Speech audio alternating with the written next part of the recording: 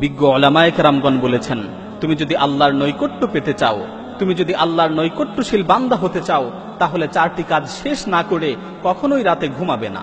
প্রথম কাজ, আল্লাহ ইয়ানামা ওয়ালাহু ওয়াজহুল আরদি খাসামুন, কারো সাথে ঝগড়া বিবাদ চলছে, এই ঝগড়া বিবাদের মীমাংসা না করে রাতে ঘুমাবে না। কারণ তোমার মৃত্যুর ব্যাপারে তো কোনো গ্যারান্টি নেই।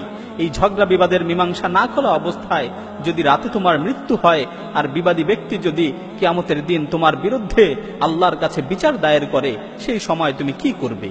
দ্বিতীয় কাজ, লা ইয়ামবাগি লাহু আইয়ানামা ওয়া ক্বাদ বাকিয়া আলাইহি ফারদুম মিন ফারাইদিল্লাহ, কোন ফরজ কাজ বাকি রেখে রাতে ঘুমাবে না।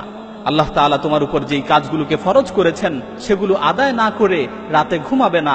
মনে করো এশার নামাজ, এটা একটা ফরজ বিধান, তুমি এশার নামাজ না পড়ে রাতে ঘুমিয়ে পড়লে আর রাতে তোমার মৃত্যু হলো, তো তুমি এই ফরজ নামাজের ব্যাপারে আল্লাহর কাছে কি জবাব দিবে? তৃতীয় কাজ, লা ইয়ামবাগি আইয়ানামা মা লাম ইয়াতুব মিন যুনুবিহি আল্লাতী সালাফাত মিনহু, গুনাহ থেকে তাওবা না করে রাতে ঘুমাবে না। মনে করো তুমি দিনের বেলায় কোনো গুনাহ করেছো আর তাওবা না করেই রাতে ঘুমিয়ে পড়লে, মালাকুল মাউত যদি রাতের বেলায় তোমার কাছে চলে আসে, রাতে যদি তোমার মৃত্যুর সময় হয়ে যায়, তাহলে যত চেষ্টাই করো তাওবা করার আর কোনো সুযোগ থাকবে না। চতুর্থ কাজ, লা ইয়ামবাগি আইয়ানামা হাত্তা ইয়াকতুবা ওয়াসিয়াতান সাহিহা, ঘুমানোর পূর্বে উত্তম একটি ওসিয়ত না লিখে ঘুমাবে না। কারণ তোমার মৃত্যুর তো কোনো নিশ্চয়তা নেই।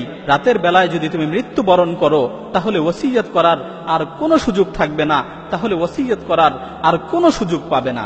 সুতরাং মৃত্যুকে সুনিশ্চিত মনে করে, মৃত্যুকে নিকটবর্তী মনে করে এই 4টি কাজ করে তারপর রাতে ঘুমাবে। যদি তুমি এই 4টি কাজ করতে পারো, তাহলে তুমি আল্লাহর নৈকট্যশীল হতে পারবে।